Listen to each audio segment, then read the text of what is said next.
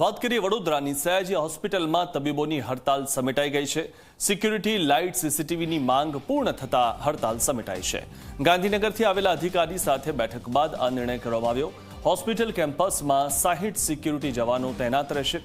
Security જવાનોની rapid response team આજથી કાર્યરત થઈ જશે।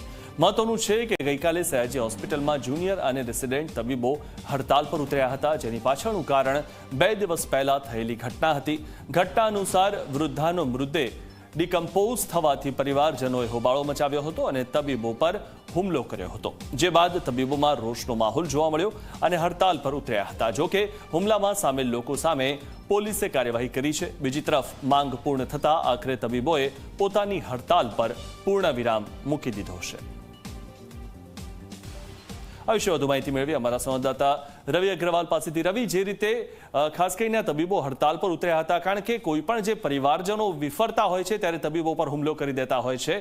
અહીંયા પણ આ જ પ્રકારની ઘટના બની હતી। હવે તેમણે હડતાલ સમેટી લીધી છે, શું વધુ માહિતી? બિલકુલ મિથુન, વાત કરવામાં આવે તો વડોદરા શહેરના સયાજી હોસ્પિટલના જુનિયર અને રેસિડેન્ટ તબીબો ગઈકાલે હડતાલ પર ઉતર્યા હતા, કારણ કે જે એનઆરઆઈ પુત્ર છે તેમના માતાનો મૃતદેહ ત્યારે કોલ્ડ રૂમમાં મૂકવામાં આવ્યો, પીએમ રૂમમાં, ત્યારે તે આખો ડિકમ્પોઝ થઈ ગયો, જેના કારણે પરિવારજનો ઉશ્કેરાયા અને તેમને તબીબો ઉપર હુમલો કર્યો અને આ ઘટનાના વિરોધમાં તમામ તબીબો હડતાલ પર ઉતર્યા હતા। સરકારે આ ઘટનાને ગંભીરતાથી લીધી અને તાત્કાલિક ગાંધીનગરથી અધિકારીઓને દોડાવ્યા અને ગઈકાલ સાંજે જે જુનિયર અને રેસિડેન્ટ તબીબોનું એસોસિએશન છે તેમની સાથે બેઠકો થઈ અને બેઠકોમાં સિક્યુરિટી લાઇટો અને સીસીટીવીની જે માંગ હતી તે પૂર્ણ કરવામાં આવી છે।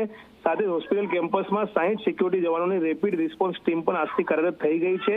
એટલે આ એક માંગણી હતી કે સિક્યુરિટી વધારવામાં આવે, તબીબોની સુરક્ષા વધારવામાં આવે। તે માંગણી પૂરી થતા તબીબોએ આજથી હડતાલ સમેટીને રાબેતા મુજબ જુનિયર અને રેસિડેન્ટ તબીબો કામ પર લાગી રહ્યા છે। જી મિથુન। જી આભાર રવિ, માહિતી આપવા બદલ।